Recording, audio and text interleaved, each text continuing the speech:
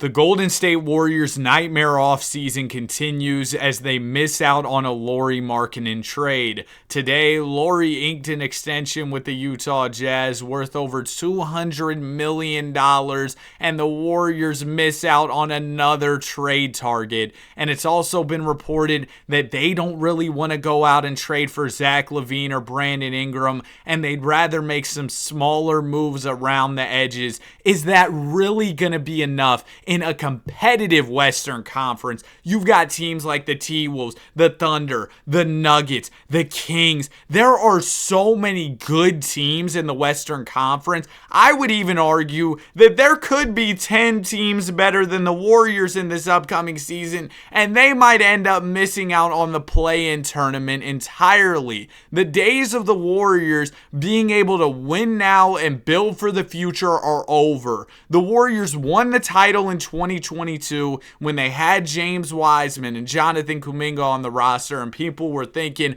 oh man, the Warriors are going to be scary going into the future, because not only did they have those guys in Wiseman and Kuminga who people were saying, oh, maybe the Warriors should trade them, they're not really ready to make an impact yet. The Warriors were able to keep those guys and win the title in 22, so people thought the future was going to be incredible for the Warriors. But now looking back at it, it looks like the Warriors caught lightning in a bottle with their 2022 championship run, and now they need to make major adjustments to the roster. A Lauri Markannen trade would have been the way to make major adjustments to the roster. But guess what? They missed out on the trade because they were offering Moses Moody and draft picks. If I were the Utah Jazz, I would have hung up the phone so fast. You're telling me I'm giving up my all-star forward who's 7 feet tall, has an incredibly versatile skill set,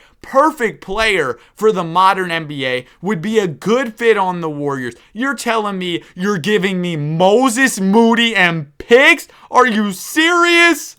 That's really the best you can do when you have Steph Curry, who seemingly is still in his prime, despite being, 35 years old at this point? Curry's getting old. So the Warriors need to make the most of Steph Curry's play, but clearly they're not taking it serious. They're banking on the fact that Brandon Pajemski's going to get better. That's who the Jazz wanted in the trade for Lauri Markannen, and rightfully so. They wanted B-Pods, they wanted Moody, they wanted picks, because it's a crazy concept for the Warriors front office to understand. But to get a good player, you have to trade other good players. Yeah, I know it's a crazy concept, but the Jazz would want young talent in exchange for Markannen. If they're getting all these picks, they would like to, maybe bottom out and go for Cooper Flag. But they decided, all right, the Warriors, they aren't coming up with the offer we want, then we'll just re-sign Lauri Markannen, and now he is uneligible to be traded for the entirety of the upcoming season. And like I said earlier, apparently the Warriors are too good to go out and trade for Zach LaVine or Brandon Ingram.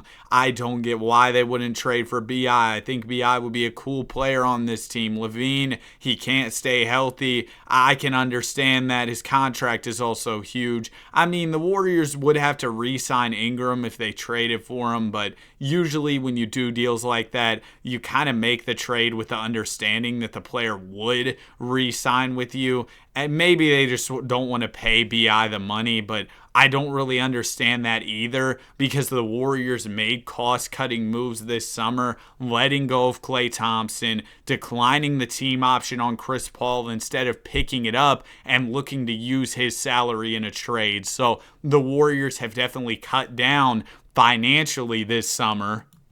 But I guess maybe there's something with this trade that I just don't really understand, because I would have given up Moses Moody and Brandon Pajemski and picks if it meant getting Lauri Markannen and David West and maximizing the championship window for the Golden State Warriors. Maybe I just don't know ball. Now, looking at this upcoming season for Golden State, I think it's going to be pretty rough for them unless they can get the right role players on the squad, maybe make a move that surprises us, because you're banking on Jonathan Kuminga getting a lot better along with Brandon Pajemski. You're banking on Draymond Green not causing any major drama for the team, and actually you need Draymond to step up his play in the absence of Klay Thompson. And who's even going to be the second best player on this team? Will it be Kuminga? Will it be Draymond? Will it be Buddy Hield? I really did like the addition of Hield to the roster. If the Warriors could make more moves like that for nice role players that would fit in their system,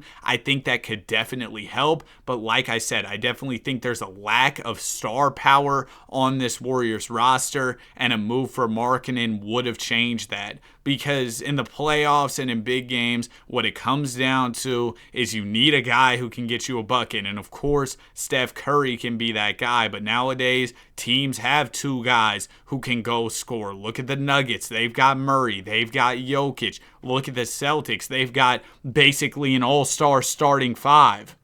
I just don't really see how the Warriors stack up in terms of talent compared to some of these other teams in the Western Conference. I mean, the Warriors, they're getting absolutely mogged. The roster is not up to par. And like I said, they always think, oh, these young players are going to carry us into the future for this team. But you got to be realistic and realize it's time to win now. You don't have time to wait. And maybe Steph Curry's over there playing for Team USA and he's realizing, it's nice to play alongside guys who can play at a high level. I think that Team USA is a time where players start to talk about teaming up. I remember LeBron and D Wade and Chris Bosh, those guys, that's when those conversations started about them teaming up, forming the Heatles, right? So you have to be aware of those conversations if you're the Golden State Warriors. You think Steph's out there hooping with Bron,